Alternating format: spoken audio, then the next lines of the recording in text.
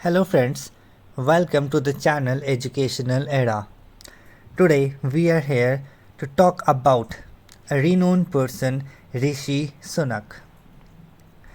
Born 12th May 1980 in Southampton to Indian origin parents who had migrated from East Africa, he was educated at Winchester College, studied philosophy, politics, and economics at Oxford, and earned an MBA from Stanford as a Fulbright scholar.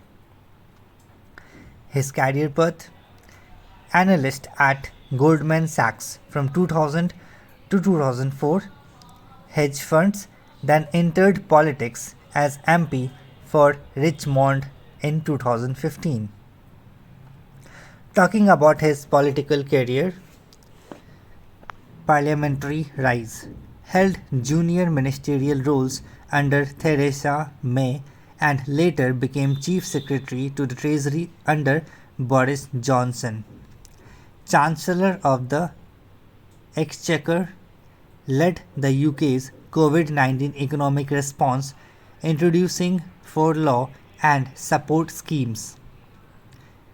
He was Prime Minister from October 2022 to July 2024, UK's youngest PM in over 2 centuries, the first of Indian origin and Hindu faith, governed through Brexit aftermath, Ukraine war support, and Rwanda asylum plan.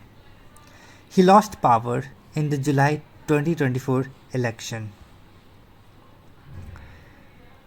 His post-political career: in July 2025, Sunak returned to Goldman Sachs as a senior advisor focusing on macroeconomic and geopolitical insights. He earned a salary which he has pledged to donate to the Richmond Project, a numeracy charity he co-founded. UK Advisory Committee has warned this could give Goldman perceived political advantage.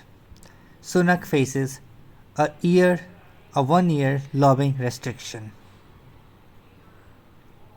Talking about his personal highlights: married to Akshata Murthy, daughter of Infosys co-founder.